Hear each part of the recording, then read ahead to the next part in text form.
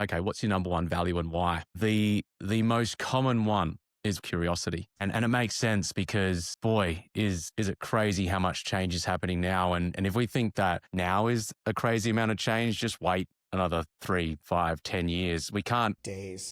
I don't think days, right? I don't think we can quite comprehend just how rapid this change is going to be. Welcome to the Your Seat at the Table podcast with your hosts, Idea Monkey Mike Maddock and ringleader John Tobin. We're two founders, a serial entrepreneur and a billion-dollar operator, who talk to leaders about how, when, and why they made their most pivotal decisions in life. Join us as we share wisdom, mistakes, and a few laughs learning from the brightest minds in business today. Okay, welcome to the Your Seat at the Table podcast. Lucky us. Today we have my friend Cameron Atlas. Cameron is an expert on adaptability, resilience, and continuous improvement. He is an excellent speaker on leadership. He's an accomplished musician, and he has a wonderful podcast called The Edge of Possible. He's also coming off of 13 live podcasts at South by Southwest this week, so he's exhausted. Cameron, thanks for being with us. Let's start with how you wound up being a National Geographic Explorer and an expert on adaptability. What is your story? Yeah, well, thanks for having me, Mike. I really appreciate it. Yeah, it's been a wild ride. I grew up on a farm in outback Australia in the middle of nowhere. So this is all just a really weird and unexpected career for me. To give you an idea of how remote we were out there, it was a 9-hour drive away from the city. We had a pet kangaroo and I had 11 people in my graduating class, right? So there was, there were just certain things out there that we didn't have access to, like that kids got in the big city. And one of those things in particular, certain subjects that weren't available, for example. And in my final year of school, luckily, we had this piece of technology called open access, and it enabled me to have vocal training with a coach that was hundreds of miles away. And back then it was a big deal because, today we've got Zoom, we've got Teams, we've got other platforms, what we're doing this podcast on as well, different things that enable us to connect with one another. But back then, dial-up was number one. And so I like to think of this as a super advanced piece of technology of the time. And it was a landline on speakerphone, man. Like, that's all we had. And so that's how I had singing lessons in my final year of school, which is wild to think about. But it definitely got me thinking about just how far we've come from a technological standpoint. Like, the innovation and advancement has been quite remarkable when you think about it over the past 20, 25 years. And it has me insanely interested, excited, optimistic, concerned, all of the above about what does it really take to adapt? What does it really take to become the greatest version of ourselves as we continue to speed up the rate of change? And so it's a little about the past story. And as far as National Geographic goes, yeah, I mean, I'd been coaching and speaking for a bunch of years. And after a relationship of mine ended, the year after, I ended up selling everything that I owned, went on this crazy journey around the world, living in places that had pianos in them around the world, and ended up filming some stuff while I was there of nature, and some stuff went pretty well online, and I ended up getting a grant with National Geographic to go back down to Colombia in South America to film there about a last free-flowing river there. I had no intention of, at this, the start of all of this, of becoming that, but it was a pretty incredible experience. And, it's just continued to have me really contemplate what's possible and continue challenging that. And the final piece, I guess, is after one of the trips to Colombia that I had, and I filmed there, I was on a grand piano in Argentina, in this apartment there, writing the soundtrack for that short film. And that first week that I was there was this beautiful question that I asked myself that I strongly recommend that those listening continue to ask yourself over and over again. And it was, if this all ended today, what haven't I done yet that I wish I had? And for me, I'd had this music part and had some pretty good stuff happen there, and on the speaking and coaching side as well. And I'd never found a way to bring the two together. And on that day, the answer to that question for me was, I want to give a talk with a grand piano on stage. It was this elusive dream that I'd had, and I got booked for one 2 years earlier in Australia, and just a couple of days before the conference, the whole thing got cancelled. The whole conference got cancelled. And here's this little boy from outback Australia. Like, I was pretty crushed at that time. I thought, man, maybe it's better just to keep these two things separate, and they're going to be better just on their own. But there was just something about that day in Argentina. I go, dude, if you really want this, like go and make it happen. And so I just reached out to anyone who'd listen. And eventually someone said, after plenty of rejection, someone said, yeah, we got 2 events coming up on the same day. There's 700 people at each of them. We think this could be a perfect experience to open up one of the conferences, one of the events, close out the second one. And did it, made it happen. It was up in Canada. And I walked off the stage thinking, all right, if that's possible, I wonder what else is. And it's been a wild ride since, man. I remember seeing, I think, is it Ben Zander, The Art of Possibility? He was the conductor of the Boston Philharmonic, and he gave a group of entrepreneurs a speech using music and conducting us. And I remember walking away from that performance and feeling so inspired. And I think a lot about what opens up people's mind to possibility. You said you grew up Mm. 9 hours away from a city. I can't even imagine. Like I've never been to Australia. It's on my bucket list, and I read about all the dangerous things in Australia. You've got sharks and crocodiles and more poisonous snakes. I wonder, do you feel more inspired, or do you hear the universe or God speaking to you more when you're playing music, or more when you're in nature? Phew, that's a good question.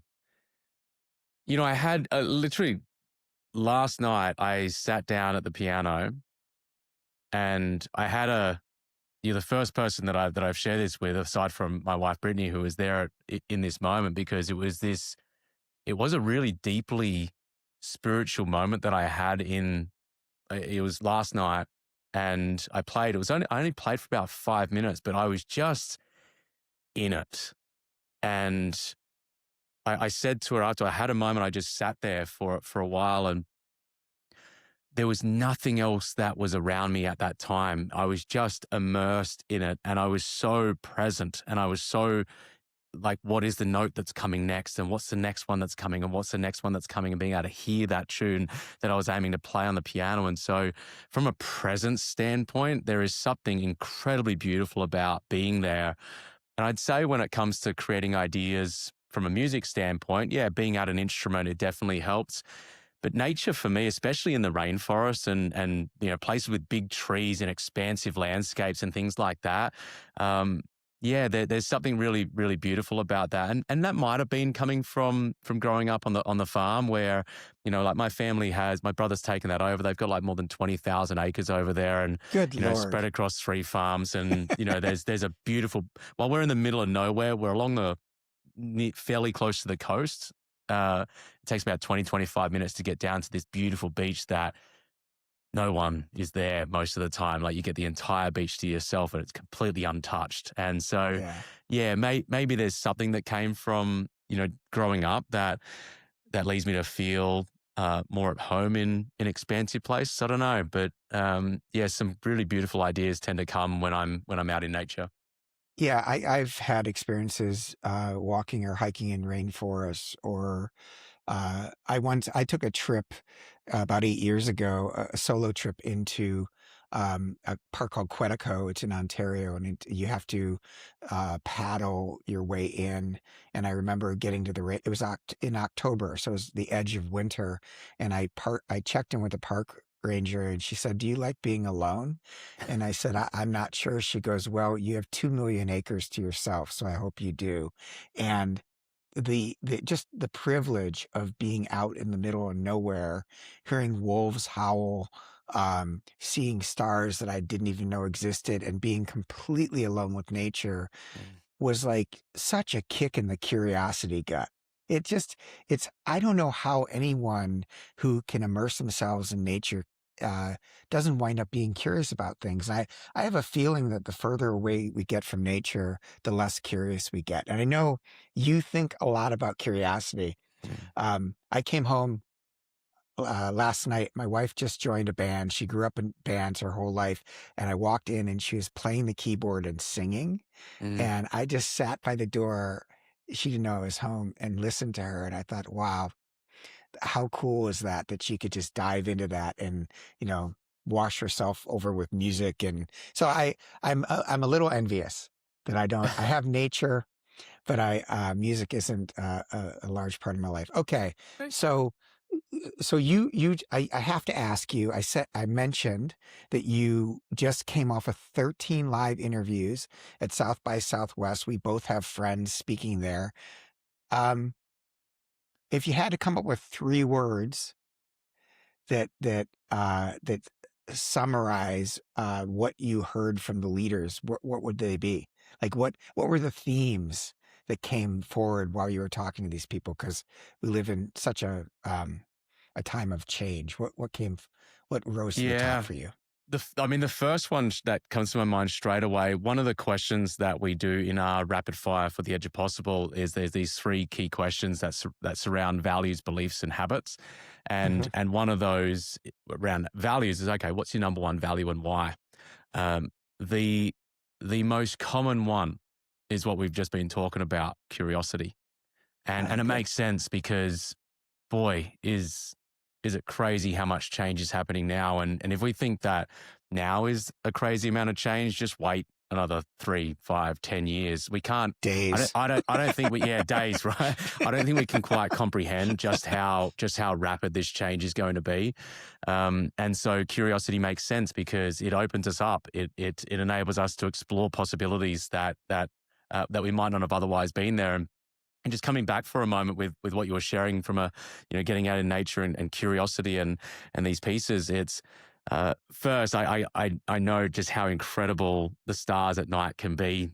Growing up on where we grew up, Yeah. still of all the places I've been in the world, nowhere comes close to the amount of stars that you get to see out there. And there's something beautiful about um, feeling so small and Yep. yet so connected to that at the same time. And then when your eyes adjust a little bit and you start to see the stars that are behind the stars, and Yeah. that blows your mind. Right? And that again, that curious nature is beautiful. And the other thing that I just wanted to touch on, which is to do with this curious piece as well, with your wife, you mentioning about the music piece. I think we have different ways in which we can harness the power of curiosity.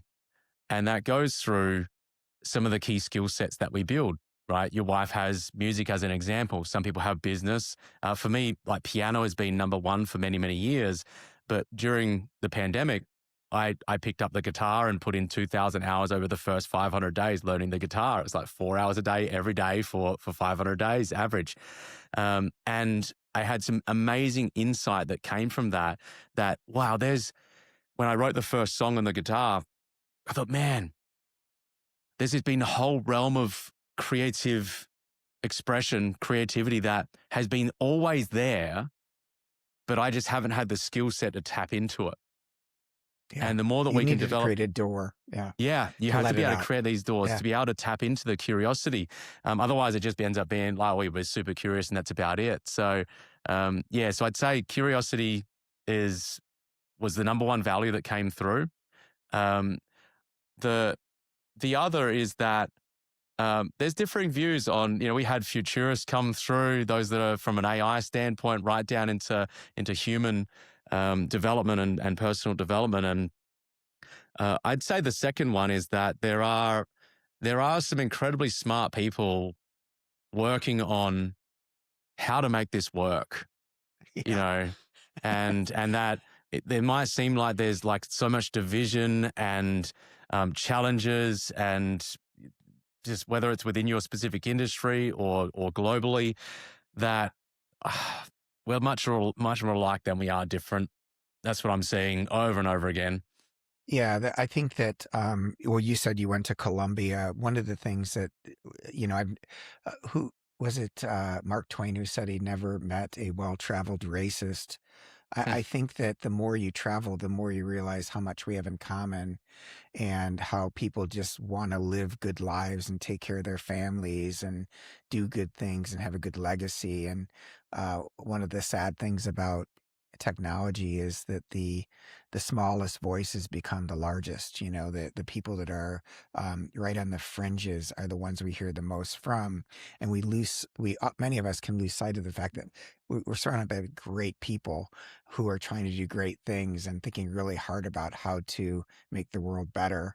One of the things that concerns, so as you know, you're going to be with the Flourish Advisory Board, one of my CEO groups tomorrow. Thank you for that. And so um, hearing from north of 100 CEOs a month now, it is a really difficult spot to be in when your superhero power is looking at all the pieces of on the board and making the next move when suddenly you can't see all the pieces on the board. And I think so. I wonder if you have a thought about beliefs or fears that commonly keep CEOs from making moves that they should make. Because Mm. I see a lot of my CEO friends going, man, I was so good at predicting the future, and all of a sudden, it's changing every 5 minutes. So quietly, some of them are feeling stuck. Do you have thoughts about that? Well, quietly, fear is chipping away at their sense of self. Yeah. And when fear is there and it's calling the shots, then yeah, that's a recipe for feeling one uncertain, let alone some kind of imposter syndrome or not really. Almost a challenging of our identity. If someone who's leading a company, running a company, all of a sudden doesn't feel that they have the things, almost a secret sauce that makes them great, that makes them extraordinary, that makes them somebody that others want to follow, then yeah, that can really uh, shake the foundation as to who we are. And this is where I'm a big believer that when it comes to, okay, if we don't necessarily have the answers, it's still important to have some version of clarity, like to get clear in some way, shape, or form. And you might not know what it is that you're going to do next, what that next move is going to be, but you do have clarity from a value standpoint, from the mission that you're on, the criteria and what you'd know to do to be successful going forward. And like, what is it that you want to feel next as well? Like from an emotional standpoint, there's some of the things that you can get some form of clarity on. And one of the exercises that I do within the keynote, like the Edge of Possible keynote, is I'll ask the question. We get these big word cloud up on the screen of who are you when you're at your best? Who are you when you're at your best? Like, what's one word or a couple of words that you'd use to describe when you're on? And if we can continue to get back to that and on a weekly basis, on a regular basis, continue to ask ourselves, how can I bring more of that this week? If it's courage or there's inspiration or it's authenticity, like how can you continue to bring more of that? Because even in the face of not knowing, you can still bring the best version of yourself. And we can't necessarily control what happens to us in situations, but we do definitely have control over how we choose to respond to situations. So yeah. Yeah, I love that. I think that um, I think that the best people we know are the same people at their best and their worst. They're so legitimately authentic that they're comfortable with, like, they go to the same seat under pressure. When they're having the worst day of their life or the Yeah. best day of their life, they're reliably the same. We were talking yesterday about difficult transitions in the C-suite, and one of my friends, Amish, sent me a note early this morning. Amish Shah, who's a member of the Flourish community, and he was talking about transitions. And the line, I wrote this line down and sent it back to him. He said, the work of a transition isn't the loss, it's the discovery. Mhm. And one of my own coaches said his favorite F word is fascinating. So, like, instead of saying It's great. You fascinating. It's like, what does this transition, what does this challenge have to teach me? You know, Mm, like this is really hard, man. Okay, what's the lesson for us? What are we gonna, how is this gonna make us better? And so I love what you just said. And I think from a leadership perspective, the leaders who could say, this is really hard and I really don't know the answer, but I know mm, that we're going to get through it. It's like the Stockdale paradox, right? This is going to be really hard. We're going to get through it and we're going to learn mm. something on the other side of it. Um, so Yeah. any other thing jump out at you? Like, I hate to ask you a question you weren't prepared for, but No, I just please. think that like after sleeping on 13 podcasts at South by Southwest, like if something like jumped out at you, like, wow, it was weird that everybody kept talking about this, or like, Yeah. or this kept showing up. Well, the first one, because with what you share about that just now of, yeah, there's usually lessons that we learn through the experiences, right? And it reminds me, I shared this in a couple of the different episodes actually when we're having the conversation. I'll do a shortened version of it because it's a fairly long story. So during National Geographic Explorer, I went down to Colombia, filmed at a river. The night and this is wild terrain, like class 4, class 5 rapids. The only way out is that river, jungle either side, no cell service. And we had a 2-day expedition down the river. The night that we stayed, we went to do this time lapse. And I was reluctant to do it because this other guy suggested it. I didn't really know how to do a time lapse. But I cruise down, I get a good shot. I go to bed. We're in this like we all sleeping in these hammocks with material over the top in the trees of this jungle. And I wake up to a noise partway through the night. It's raining. And I'm like, no. So I'm running down through the jungle in the middle of the night, like my headlamp on. I jump over these boulders that I had to get to the camera, and the boulders have become really slippery. And when I got to them, got to the camera, but as I went to jump off with my phone and my camera and the tripod, I slipped. And I come crashing down on this rock. My phone fell into the river. My most expensive lens smashed straight into the rock face. And just in this moment, I got cuts up and down my legs. I'm livid in this moment, right? I didn't want to do the stupid time lapse. Like, this was a dumb idea. And I picked my stuff up. I'm able to just grab my phone out of the river because I see the light still. And I start marching up towards this guy. And all I want to do is yell, right? And I go, dude, nothing good's going to come from this conversation. Shut up, pack up, and go to bed. And so we pack up mostly in silence. I get back to the hammock, slide in, and I go, dude, there's got to be some lessons in this, surely. So there were 4. The first was perspective, which is that it could have been much worse. Right? I could Yeah. have easily smashed my head against that rock and knocked Mhm. out and gone flowing down the stream and end up not alive anymore. I could have easily broken something. I don't know how we would have gotten out without it being extraordinarily painful. The only way out was class 4 and class 5 rapids. So it could have been much worse. In our lives, in our companies, there are challenging situations that occur. And if we can, in those moments, go, it could be much worse. It enables us to get back to a present moment, a present state, which enables us to be in a more neutral state of mind. If we've got those negative feelings, if we've got the blood boiling because of something that's occurring or something unfamiliar occurred, we're not going to be in our best state. And the more that we can bring that back, the better. Djokovic talks about, the mind is a traveler. It goes into the past. It goes into the future. The key to mental toughness isn't whether you can get yourself out of those. It is how quickly can you bring it back. Right? It's not whether you go into the past and the future. You're going to worry about the future. You're going to get concerned about the past and get depressed about that at different times and regret or whatever it is. But it's how quickly can you bring it back. That perspective piece is a huge piece of that. Second one was ownership. So I really wanted to blame this guy. It was his fault that this happened. But at the end of the day, the person who takes responsibility is the one that gets to create the change, and the person who blames stays with the pain. And the moment that you blame, the moment you remove responsibility, the moment is someone else's fault, is the moment you have given away your power, because you're reliant on the external environment or the external situation or somebody or something external to you changing. And that's a recipe for, not getting what you want because you're reliant on an external thing changing. So ownership, you take ownership of that, even if you can just take 1%, 2%, 5% of the ownership or responsibility, that's the part you get to change. The third was gratitude, which was, how can I be grateful for what can I be grateful for? I'm like, dude, you're still in the jungle, man. Like, you got a grant with National Geographic, you got this, you got that. There was things to be grateful for. The fourth is opportunity. How could I grow and evolve out the back end? What have I learned? How have I grown? Some of the things you were mentioning before. And as I'm laying there in the middle of the jungle, in the middle of the night, repeating, I go, yeah, there's perspective, ownership, gratitude, opportunity. I'm like, yeah, these are great four. I go, oh man, this spells out the word POGO.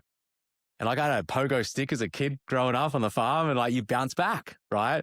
And so there's this beautiful way of thinking about it, of like, how can you bounce back? How can you be resilient in moments of stress, in moments of challenge?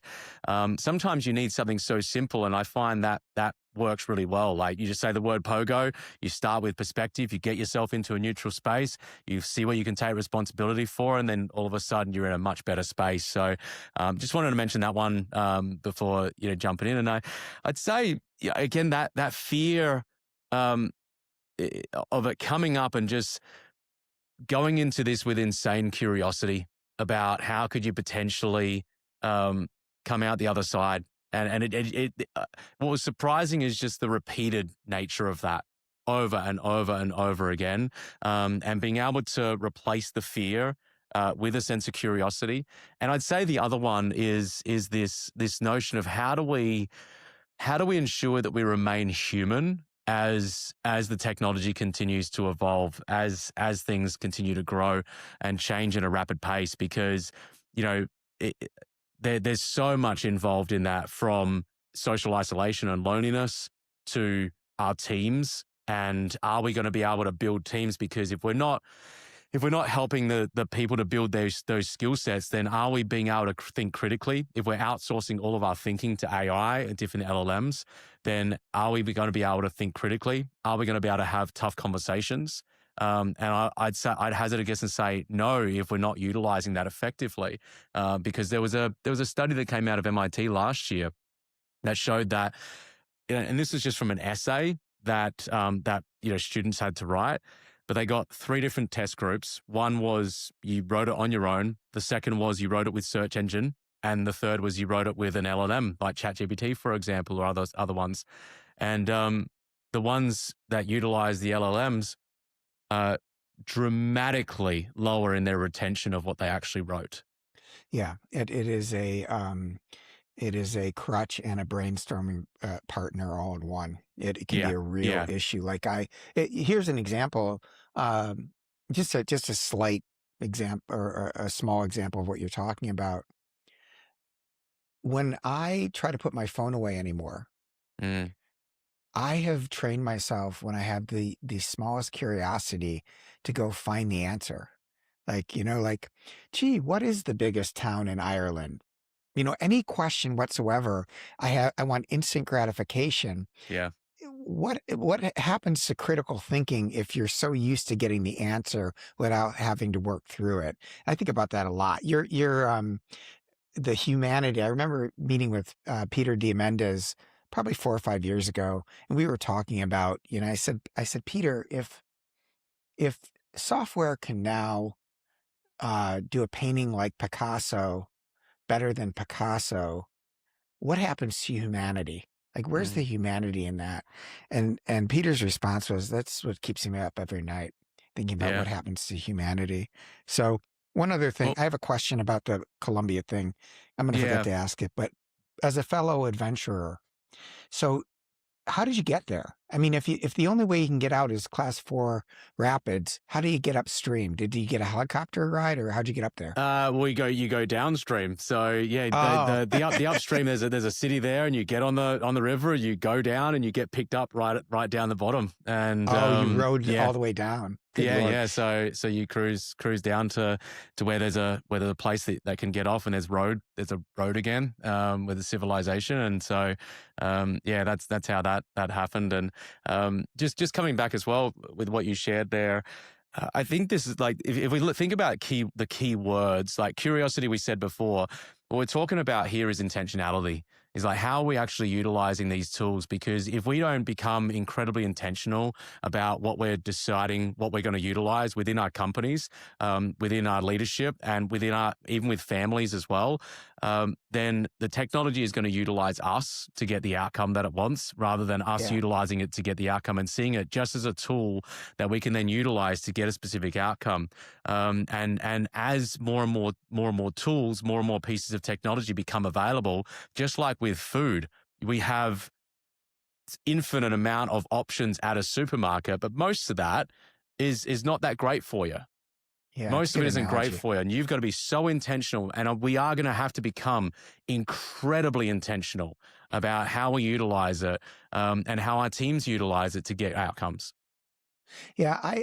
I'm a little cynical about, and I'm not a cynical person naturally, but my thought leader friends that are making their money um, from big technology firms, getting out and saying there's nothing to be worried about, it's all going to work out.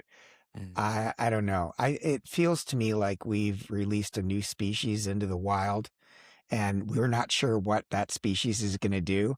So to say, "Hey," it's like Jurassic Park. Like we have to, okay, we have to be really Fine. intentional about controlling these dinosaurs. And like one comes along and eats you. I mean, I Yeah. really mean it. I think, and in the U.S., the watching the Congress talk about any technology is the most horrifying. The laws are not going to keep up with the technology. So we really need to rely on the people who are, have the levers of power around the technology to put some guardrails in place. And just based on what I've seen happen with young people and technology, I'm incredibly concerned about Yeah. the species in the wild eating us before we figure out that it's a Tyrannosaurus Rex, and it doesn't care about us. So that's Well, I part mean, of the, it is wild. And it's a great way of thinking about it because, yeah, I mean, there's a couple different components to that. There is the vulnerable population, if you will, which is like youth and maybe like those that are older or maybe not as technologically literate. And then you've got the like business, for example. Somebody, I can't remember which guest it was the other day, mentioned from an agentic AI point of view versus generative AI, the ability for those devices and those pieces of technology to be able to carry out an actual task, an actual goal, and reach that outcome. Mention about how there was a piece of like from an agent standpoint, had some guardrails in place governance. Yeah. and changed the guardrails.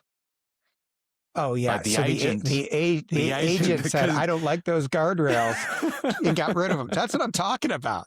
So, Yeah. because it was, well, that's going to be more in effect. And it was around the specific guardrail of the amount that they could spend. And it went from a $5,000 limit to being a $5 million limit. And the only reason why it was found is because the CEO came across it and realized, hang on, that's not right. And so this is where, if you don't know what you're doing when it comes to agentic AI, it could be pretty messy very, very quickly, especially if you're putting everything in at once. And this is where those guardrails and only giving, well, I guess, again, we're talking agentic side of things, is only giving it access to that which it should have access to. We're testing out something with the podcast at the moment from an agentic standpoint that may allow it to edit down further. And it's like, well, it only gets access to the video. It doesn't get access to anything else from a production standpoint. And so there's certain guardrails that can be put in place by software providers that are building on top of these LLMs. And so there's one way of thinking about it. The other one, which I am very concerned about, which is youth and Yeah. young folks. And the reason why I got into this in the first place, like this, everything in the first place, one of the major reasons was a suicide of a young boy who took his life across the road from where I was living at the time, and How myself old and were another you, and neighbor. How how old old was were I? you, and I how was in old my was? mid-20s. Yeah, he was a teenager. I was in my Yeah. mid-20s, and this is going back. It was mid 2010. So yeah, about 16 years ago, I think it is now, 15, 16 years. And yeah, myself and the other neighbor were the first when his mother found him. I'm sorry. And all of that, I mean, it'll never leave my mind. I can't even begin to imagine how the mother and the father and the grandparents and I went and looked after his younger brother and sister inside. They were like 3 and 7 years of age. And seeing the dad come home, seeing the grandparents come home, and just this look of absolute helplessness on their faces was one, just something I'll never forget. And what came out of that for me is like, dude, there's people that need help. What are you doing about it? And so, you know, to see now that challenges around mental health from a depression standpoint, anxiety, loneliness, suicide, these are getting worse. They're not getting better. That's extremely concerning to me. And at the same time, it makes a lot of sense to me, unfortunately, because we have going full end of the spectrum. I don't know if you've had ads like this yet. I have as what am I, 41 years old right now. I've had on multiple occasions companion AI ads come up on social media. And it's a beautiful woman that doesn't exist. And she makes it known straight away. I don't exist, but I'll do anything that you want. Any Yeah. fantasy, anything. I won't argue. And this is where I get incredibly concerned because companion AIs are growing astronomically, and companies like this are preying on those that are vulnerable in this way. Would be a young male, right? Somebody who doesn't maybe know how to have social interactions, doesn't know how to have a candid conversation. And if you look at that, it's never going to argue with me, right? I'm always going to be right. It Right. never And forgets, it and it never knows all the forgets, answers. knows, yep, and believes I bow down to you, my friend. Yeah, Right. it's a And problem. there's some attractive pieces to that when somebody who might be socially awkward doesn't know how to speak to whether it's a man or a woman, whoever their choice, from a sexual partner standpoint. And we're missing then the opportunity and the ability to be able to learn how to have a real conversation with somebody that I might disagree with. And I think Yeah. we are losing sight of that because we're having a conversation with this in a number of different episodes over the last number of days, that of are you asking questions, when you're aiming to, like, you're having a conversation with someone that you maybe disagree with or you don't see eye to eye necessarily. Are you asking questions to truly understand their point of view with a sense of curiosity, or are you asking those questions to position yourself in a way to prove that you're right? And I think more and more, a lot of people are simply asking questions in order to get their point across and to position it in a way that would enable them to be right. To So yeah, confirm there's a bunch of non-bias. things to be concerned about for sure. Yeah, I think that the word, well, two thoughts. Number one, I am just about done with a book, and I believe we live in a world where anyone can get the answers, but the most clever people know how to ask the right questions. And it's Mm, like Socrates said, I know nothing. And it was all about the question. What's the question? What's the question? So I am looking for leaders.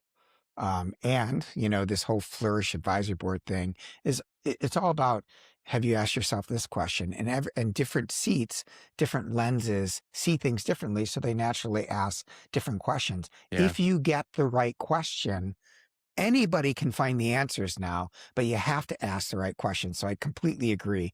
The other thing that I think is ironic about agentic AI is that we are losing, um, many of us, and particularly our young people, are losing the idea that they have agency, that they have the agency. I love what you said before about, being the victim of a circumstance.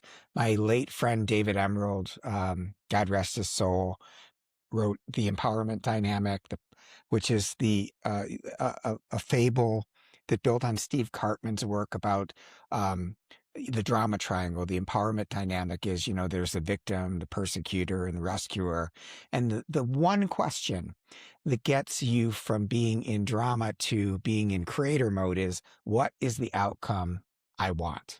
Mm. Or if you're a coach, that sounds really hard.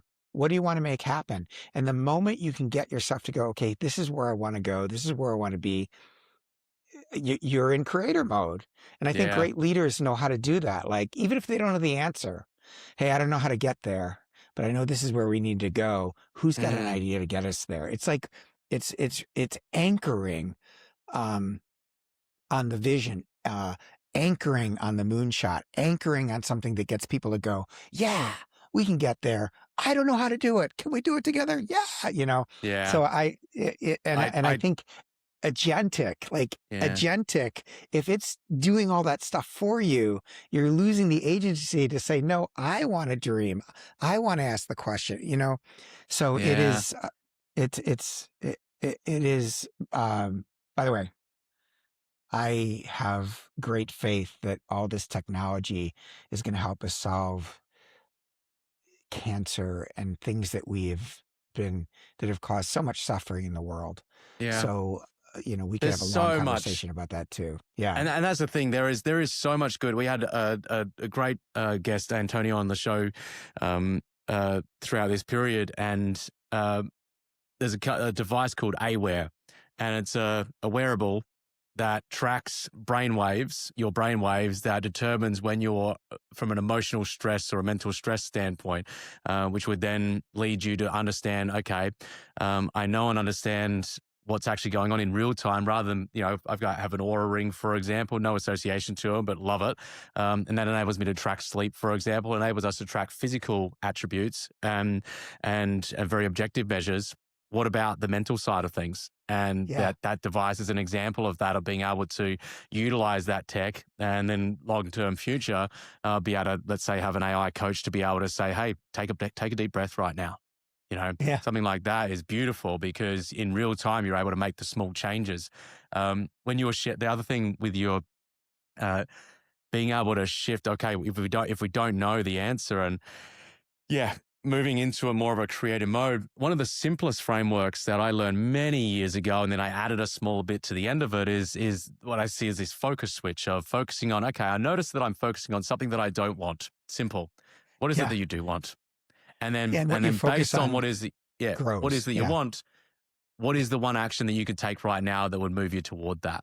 And that simple flick of the switch over, I don't know if there's been a framework that has had as much impact in my life over the past 15 years as something like that, because it just continues to pay dividends over and over again in every area of life, right? If you notice that and here's the kicker, anytime that you feel something negative, whether you're feeling stressed and it's not a good stress, whether there's an anxious feeling, whether you're fearful, whether you're judging, whether you're uncertain, right? Any of those things it's a little guidepost saying, hey man, you're off track a little bit here. What you going to do, Yeah. That's right? the one And thing. then you can I, go I across. love it. I love it. And just as a quick build on that, I was coached many years ago that the most successful people, uh, and I've done this for years, before you leave the office or before you leave work, before you're going to go be present for your partner, your family, or whatever, write down the one most important thing you need to do the next day. And Mm, the next morning when you get up, do it.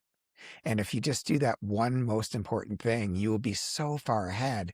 But I yeah. think what happens is that anymore, the world conspires to distract us with things that aren't that important. So it's been a practice of mine to get up in the morning and do that one thing. Just, It's a because then I great could feel the practice. rest day like, oh my gosh, I got that one thing done. Yeah, it is. Yeah. Okay, let me ask you some rapid fire questions. Are you ready? Please. Let's All do right. it. All right. Morning routine or night owl? Morning routine every day of the week.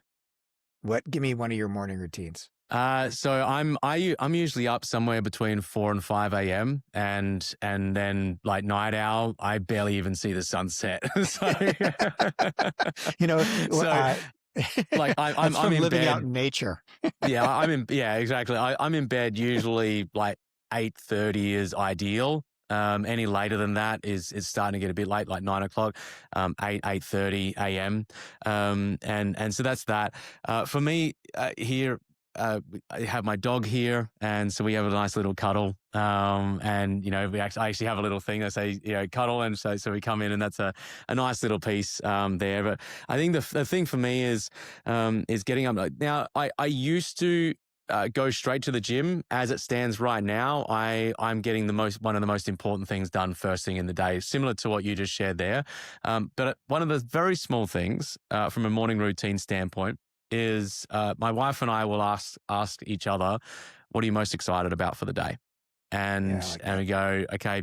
We each answer what we're most excited about in the evening. So I get the best of both worlds in that way. In the evening before we go to bed, it's what did you love most about the day? And Yeah. so there's a couple of pieces from a ritual standpoint, both from a morning and an evening standpoint.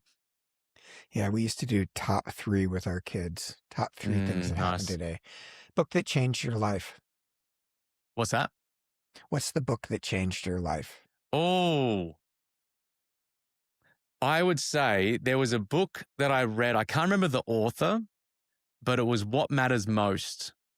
And it was around values, and it was the reason why it mattered so much and changed my life. It was the first personal development book that I read, and Perfect. it opened my eyes Perfect. up to realizing that I didn't even know this industry even existed, let alone that I could make a career in it eventually. And even back then, I didn't have any intention of doing that. But yeah, that was a pretty defining book for me. I remember listening to Zig Ziglar as a kid, Mm. and I didn't know you could be a motivational speaker till I heard Zig. Okay, you probably don't even know who that is, but if I you get a do. I chance, definitely know who Zig yeah. Ziglar is. Yeah, yeah. You've got Classic. to have goals. Now the redhead. He's the Okay, OG, man. He's the yeah, he was OG. great. Yeah. Everybody go listen to Zig Ziglar. That guy, he was a rocker. Okay, rapid fire. A leader everyone praises that you think is overrated.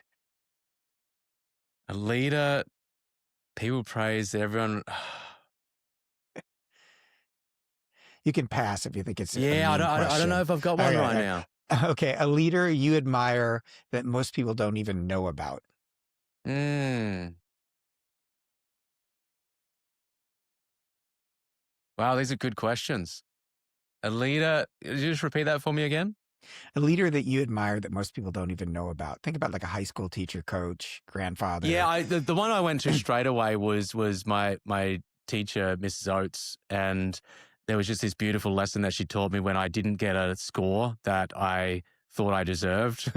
That would give me the entire year's score, and I went in there and to say, come on, I only needed a couple extra points on this one to boost my score up overall. And she just said, you didn't miss out because of this essay. It was because of your inconsistencies partway through the year. And I started strong, then I partied partway through the year in my final year of school, and then I came home strong. And it was this lesson in consistency as a lesson in discipline. It's so that it was a beautiful lesson that was learned specifically from her. Thank you, Mrs. Oates. Okay, Yeah. hard truth every CEO eventually learns. No one's coming to save you. Awesome. Good answer. Let's see. Best advice you've ever received.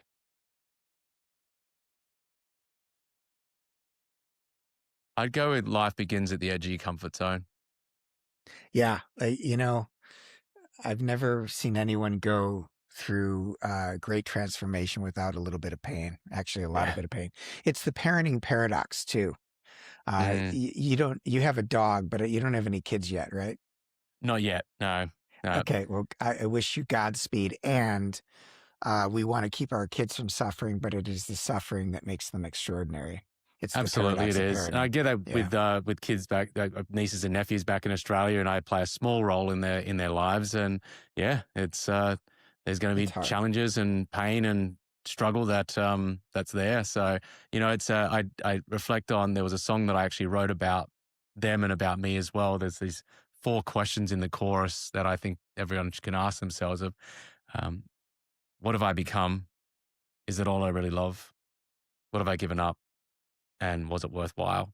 and you can future pace those questions to go in the future instead. But if we can ask those questions and say, hand on our heart, that yeah, it was worthwhile, it's a deeply fulfilling existence.